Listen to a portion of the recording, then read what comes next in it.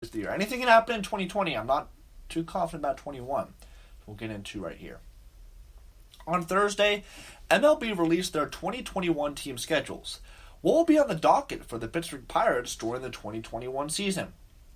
While the 2020 MLB season will be unlike any other due to the coronavirus pandemic, the hope is that the MLB will be back on track for a normal 162-game season in 2021. In advance of this, MLB released their 2021 schedule on Thursday. So we now know who the Pittsburgh Pirates will play in 2021 and when. As of now, the plan is for the Pittsburgh Pirates to open up the 2021 season in a familiar road city. The Bucs are scheduled to kick off the 2021 season on April 1st at Wrigley Field against the Chicago Cubs. A week later, following a 3-game set at Great American Ballpark in Cincinnati, the Pirates will host the Cubs in their 2021 home opener on April 8th. That April 8th game should create a fun atmosphere at PNC Park and on the North Shore. Odds are this will be the next time the Pittsburgh Pirates play in front of fans at PNC Park. At that point, it will be 18 months since the last time the Bucs played in front of their fans at home, so it will be a day that fans will have long awaited. The 2021 season will wrap up with the Pirates having a 6-game homestand. This 6-game stretch will be against the same two teams they opened the season up against, the Cubs and the Reds. Pittsburgh's 2021 regular season will conclude when they host the Reds at PNC Park on Sunday, October 3rd. As for interleague play, for a second consecutive season, the Pittsburgh Pirates and the rest of the National League Central will play against the American League Central. In April, the team will have a 6-game road trip against the Detroit Tigers and Minnesota Twins. They will also have a 2-game home series against the Kansas City Royals in April. The Pirates will play their 2-game set at Kansas City on May 30th and June 1st. June will also feature a 2-game set at home against the Chicago White Sox. They will not play an interleague game until they play the Chicago White Sox in Chicago on August 31st and September 1st. They will wrap up interleague play with a 3-game series against the Tigers at PNC Park September 6th to 8th.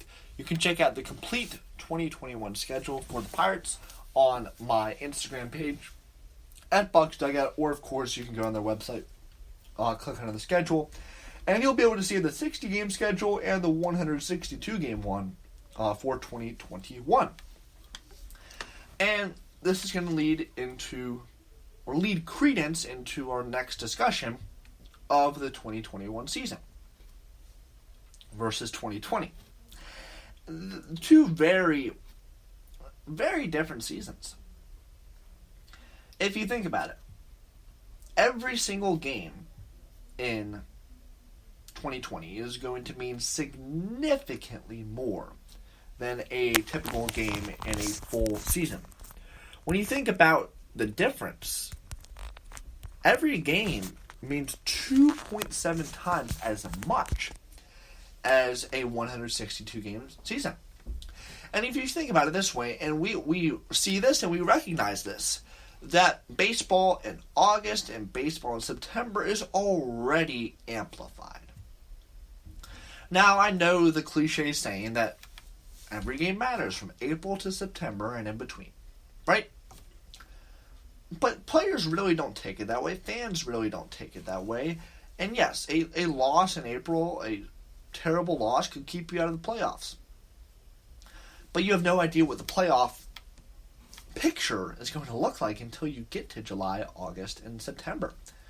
So you already have the 2.7 times magnitude to the 2020 season.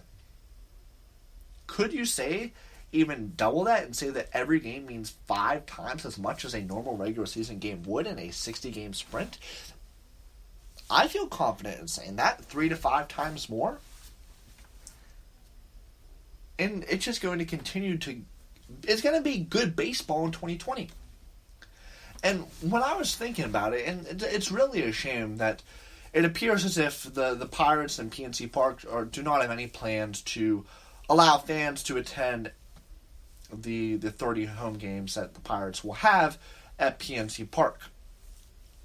And also, if they do make the postseason, for those postseason games as well. Now, the teams that have announced or have a plan for fans are the Chicago Cubs, who will have their rooftops open. And those rooftops are independently owned. They're actually not a part of the Wrigley Field. They're across the field from Wrigley, but they're from where the views are about 400 to 500 feet from home plate. They'll have that at limited capacity. The Colorado Rockies, from the news report that I saw, have a plan to explicitly allow fans in their stadium, I believe at 20% capacity. So those are the two places, Colorado and Chicago. The Pirates will go to Chicago this year, and they will play them, and there will be fans in the stands per se, but the rooftops across the street. That's going to be the only atmosphere that they're going to have that. But when you think about 2021's opening day on April the 8th against the Cubs, I mean, just think about the joy and the jubilation that's going to happen there. We know that there will be no fans when the Penguins resume their season and attempts to make the Stanley Cup playoffs in the qualifier round against the Montreal Canadiens. We know that there's going to be no fans wherever that bubble site is in August.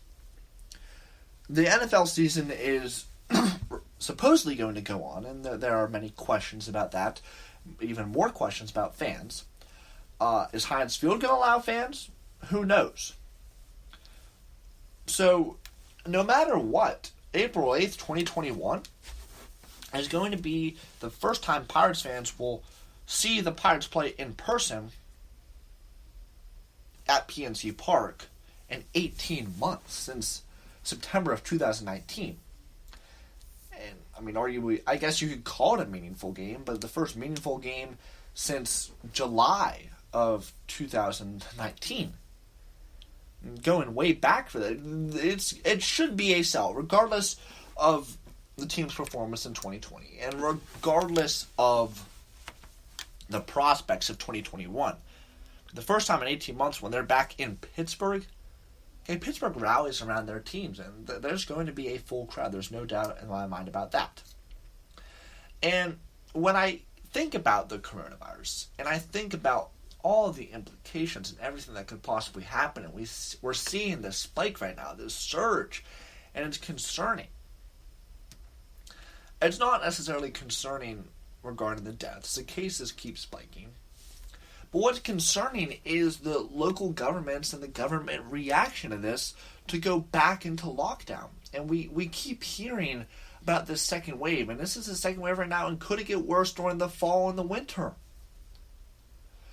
What I'm glad and happy about, though, is to see some semblance of normalcy in the 2021 schedule. To see, okay, we have 162 games that will start on April the 1st and run through October 3rd. That's the plan. I'm happy to see that. And really, 2021 is going to be an incredibly weird year as well. The effects of the coronavirus are going to be felt not only through 2020, but definitely into 2021 in the sports world.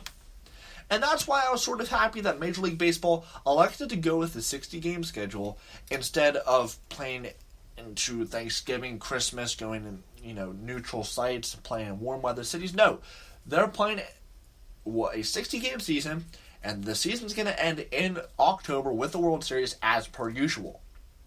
When I saw the NHL schedule, they're going into October, and then when is the 2021? I guess at that point, when's the next season going to start? And how long is that season going to be? And what are the effects of that? Same deal with the NBA. No, Pittsburgh doesn't have one. But now with the NFL considering pushing back their season, I think that would be a stupid decision. What are the effects of that going to be? And what are the effects of a potential big second wave hitting in the fall and the winter? But baseball is uniquely positioned to play these 60 games and be the first sport back to normal in April next year. Clean slate in the coronavirus world that we're living in. It's going to take a while until we are able to get to post-COVID.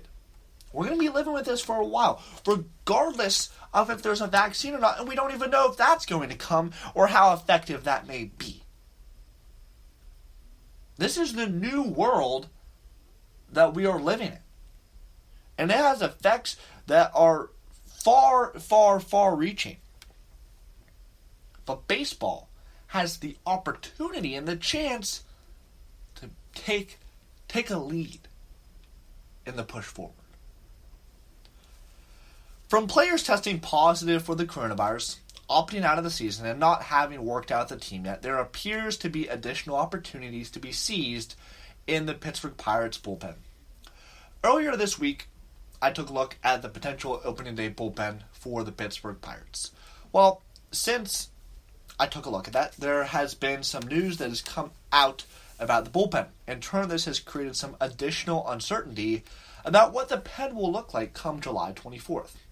Wednesday even, Pirate manager Derek Shelton told reporters that closer Keone Kela has not worked out with the team at all yet. While Shelton would not divulge any further into why the closer to be for the Pittsburgh Pirates has not been there, the absence of Kela would open up a bullpen spot and create opportunity. One player that would appear to be in a position to benefit from this is right-handed pitching prospect Blake Cederlind. However, earlier in the week, we learned that Cederlind tested positive for the coronavirus. Due to this, it appears unlikely that Cederlind will be ready for opening day. Another player that could potentially benefit would be veteran righty Hector Noesi, who the Pittsburgh Pirates added via a minor league free agent contract in the offseason. But in addition to the Kela news, Shelton also told reporters on Wednesday that Noesi has chosen to opt out of the 2020 season due to family reasons. So, who else is in position to potentially seize one of the open bullpen spots? Well, left-handed pitcher Sam Howard is a pitcher that could benefit from the uncertainty that has arose and could have an opportunity to be a member of the opening day bullpen. Veteran Robbie Erlin, despite being a minor league signing, appears to be close to being a lock in the opening day bullpen.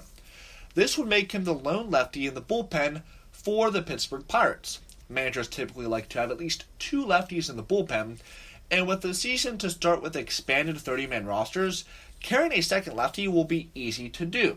So, who could be that second lefty? This is where Howard comes into play. The Pittsburgh Pirates claimed Howard off waivers back on October 30th. Howard has pitched 23 innings at the MLB level.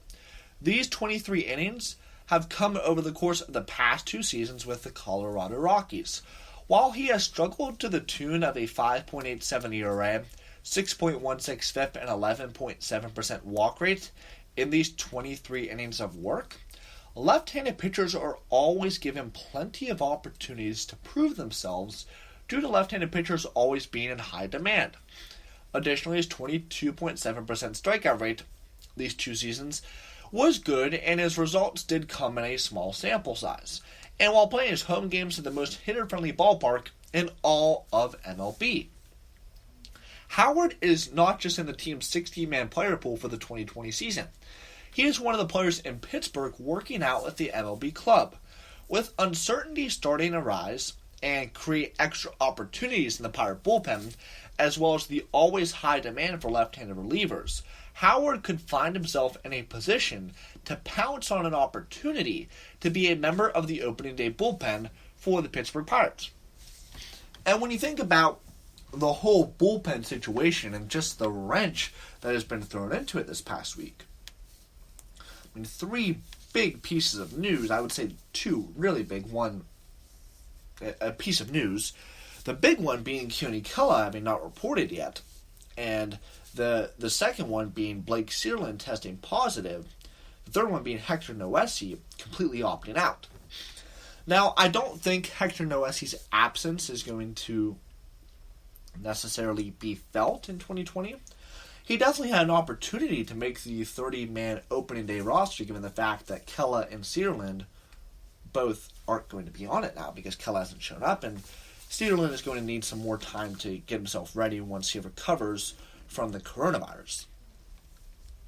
And when it comes to Sam Howard, the Pirates it's going to be extremely easy for them to put him on the roster. They're going to have 15 pitchers on this opening day roster. And we know for a fact that there's going to be let's just go over the rotation. So you have Musgrove being the ace. You have Williams you have Keller, you have